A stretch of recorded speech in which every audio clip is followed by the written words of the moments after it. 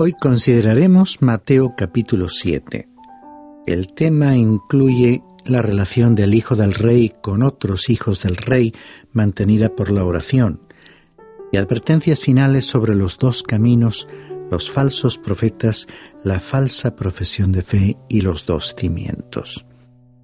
Comencemos nuestra lectura bíblica del 7º capítulo de Mateo con los versículos 1 y 2, que comienzan a tratar el tema de la prohibición de juzgar a los demás.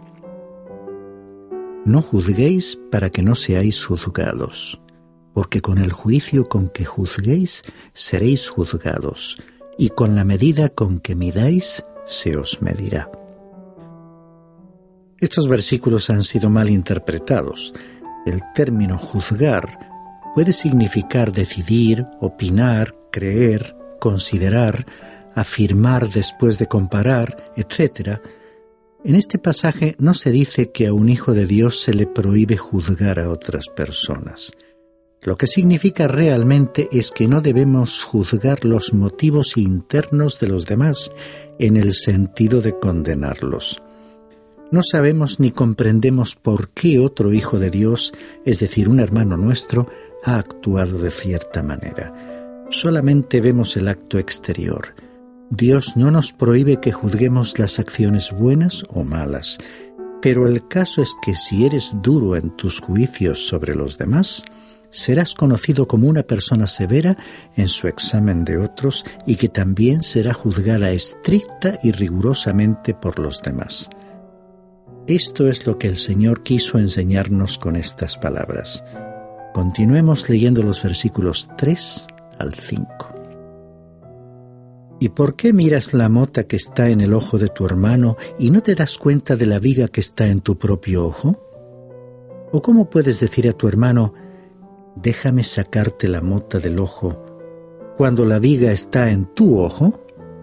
Hipócrita, saca primero la viga de tu ojo y entonces verás con claridad para sacar la mota del ojo de tu hermano. Aquí él está comparando la pequeña partícula de aserrín en el ojo de un hermano con el enorme tronco del árbol secuoya que está en tu propio ojo. El tronco representa al espíritu de crítica y prejuicios. Con semejante obstáculo en tu visión, no estás en posición de juzgar la pequeña falta de otro. Este asunto del juicio severo y a veces cruel es ciertamente un tema en que tenemos que ser muy cuidadosos. Aunque Jesús aclaró que no debemos emitir juicios severos sobre otros, también dijo que conoceríamos a los demás por sus frutos. Un predicador solía decir, yo no soy un juez, sino un inspector de frutos. Y sin duda podemos ver si un cristiano está produciendo fruto o no. Por otra parte, leamos el versículo 6, donde se ordena el juicio de los demás. No deis lo santo a los perros, ni echéis vuestras perlas delante de los cerdos, no sea que las huellen con sus patas y volviéndose os despedacen. Evidentemente aquí no se está hablando de animales de 4 patas, dado que los perros y los cerdos eran los animales más despreciados en aquel tiempo. Queda pues por determinar a quiénes describen estas palabras. El texto no precisa de qué gente se trata, aunque parece referirse a personas que rechazan el Evangelio deliberadamente, mostrando hostilidad y desprecio. El Señor se refiere a los casos en que el carácter de ciertas personas resulte claramente manifiesto.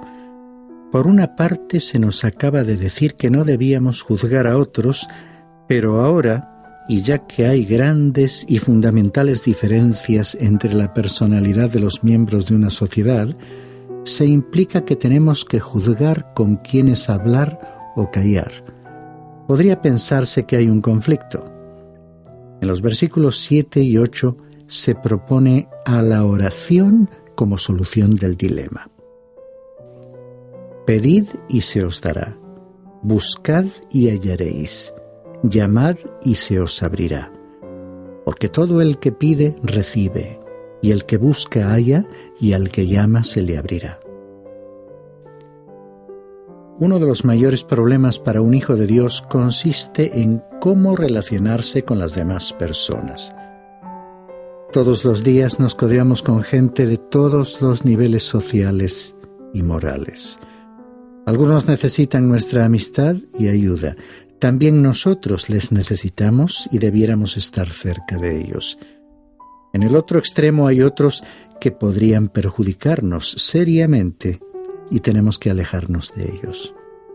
Aunque estos versículos puedan aplicarse a otras situaciones, aquí las tres acciones de pedir, buscar y llamar se refieren a este problema.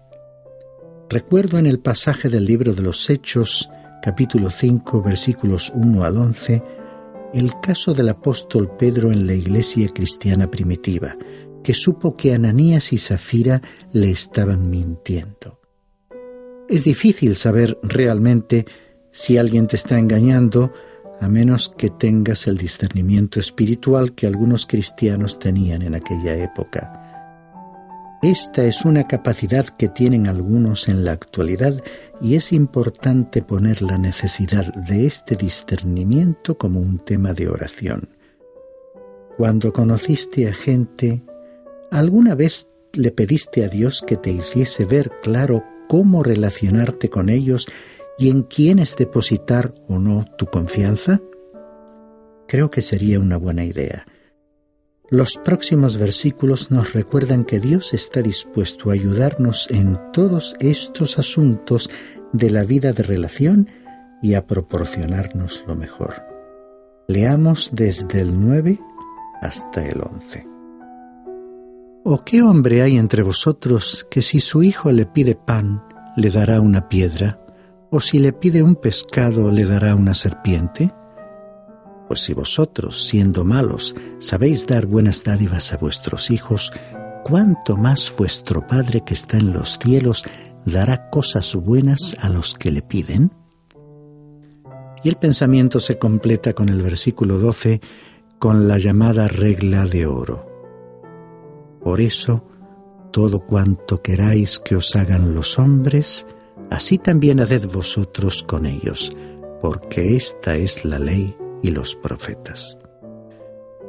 Recapitulando, ante la incertidumbre que podría surgir al iniciar nuevas relaciones, se nos aconseja que convirtamos toda duda en un tema de oración. La expresión inicial de este versículo 12, por eso, relaciona esta regla de oro con las sugerencias precedentes, es decir, con lo que pedimos en nuestras oraciones. No se debe entresacar la regla de oro y decir que uno vive de acuerdo con ella. Recordemos las tres acciones del versículo 8, porque en la medida en que vayamos a pedir, buscar y llamar, habiendo buscado la guía de Dios en oración, podremos vivir a la luz de esta llamada regla de oro. Leamos los versículos 13 y 14 que inician el párrafo que trata sobre los dos caminos. Entrad por la puerta estrecha, porque ancha es la puerta y amplia es la senda que lleva a la perdición, y muchos son los que entran por ella. Porque estrecha es la puerta y angosta la senda que lleva a la vida, y pocos son los que la hallan.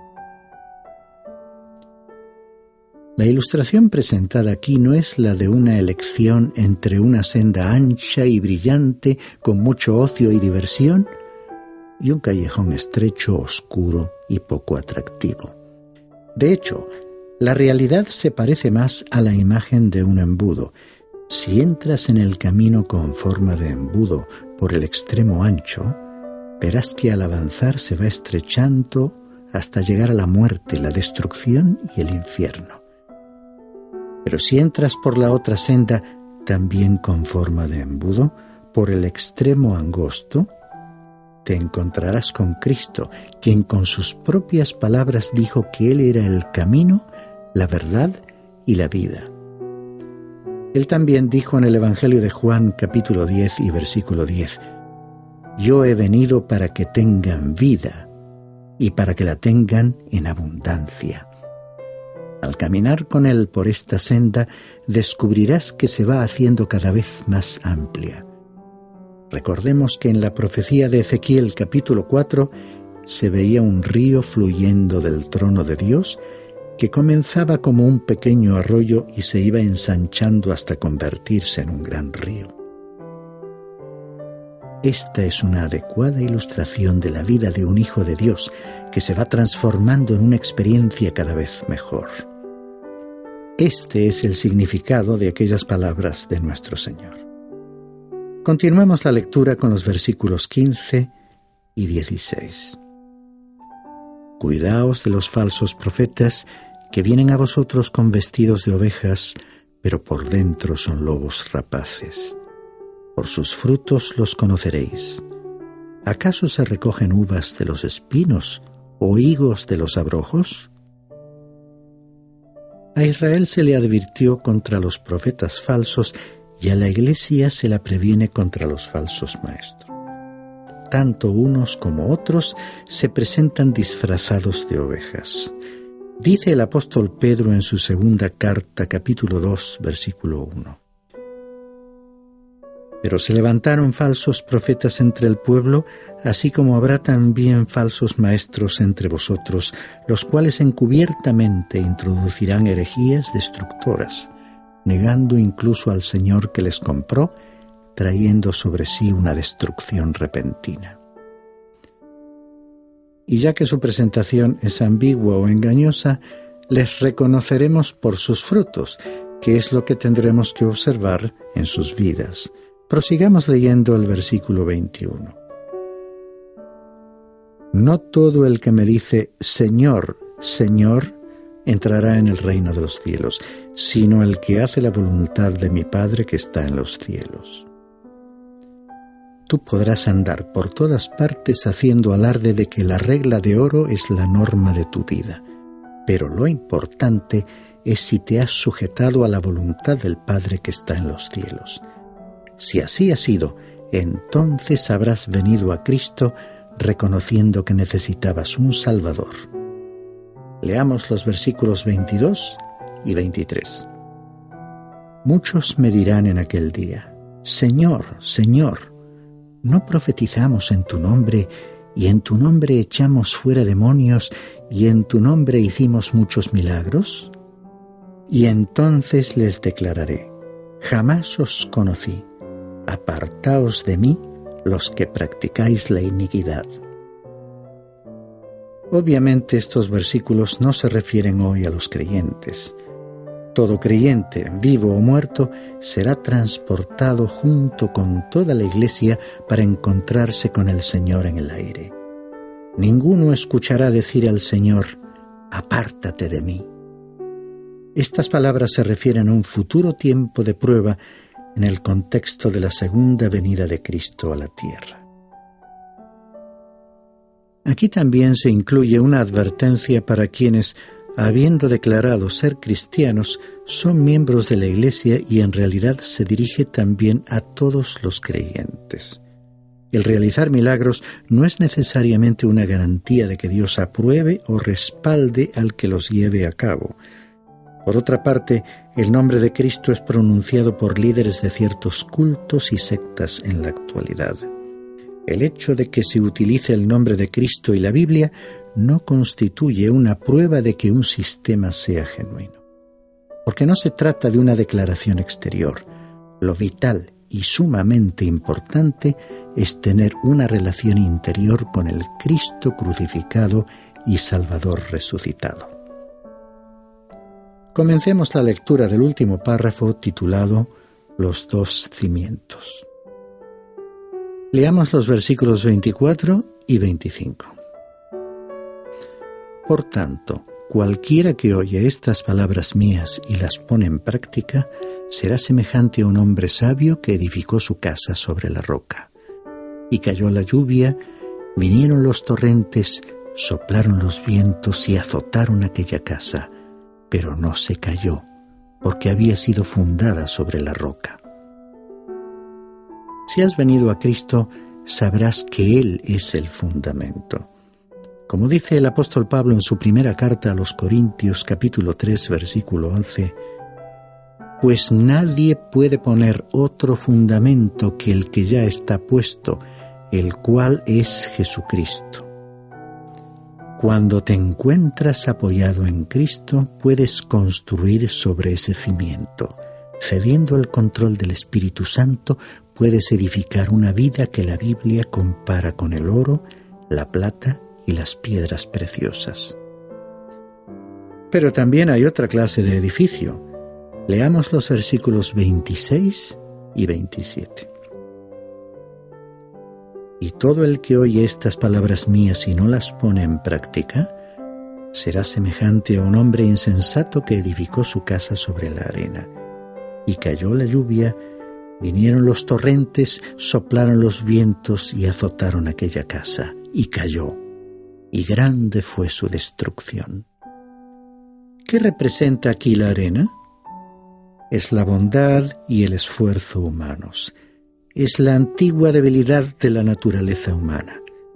Estimado oyente, tú necesitas algo mucho mejor que lo que esa naturaleza, con su pecado y sus deseos, te puede ofrecer. El evangelista Mateo concluye esta sección con las palabras que se encuentran en los versículos 28 y 29. Cuando Jesús terminó estas palabras, las multitudes se admiraban de su enseñanza, porque les enseñaba como uno que tiene autoridad y no como sus escribas. El Señor Jesús era un maestro que enseñaba con autoridad. No estaba precisamente repitiendo algo que había leído. Tú y yo tenemos que reconocer que no tenemos nada que valga la pena decir, a menos que lo dicho sea expresado con la autoridad de la palabra de Dios y a no ser que creamos que es la palabra de Dios. No nos interesa que alguien nos transmita una serie de teorías que no ha probado en su propia experiencia. Lo que hoy tenemos para comunicar es un evangelio, un mensaje de buenas noticias, un mensaje de salvación. Sabemos que funciona porque ha actuado positivamente en el caso nuestro, y lo hemos visto surtir efecto en las vidas de muchísimas personas que han acudido a Cristo aceptando su invitación. El Sermón del Monte es una parte magnífica de las Sagradas Escrituras. No lo evites. Correctamente leído y entendido, te conducirá a la persona de Jesucristo. Te mostrará que no estás a la altura de sus preceptos. Te revelará que eres débil y culpable. Te hará clamar por misericordia y te llevará a Cristo para recibir la salvación. Cuando aceptes a Cristo como Salvador, Él te dará el Espíritu Santo, quien te capacitará para vivir en este alto nivel que está reflejado en este discurso de Jesús.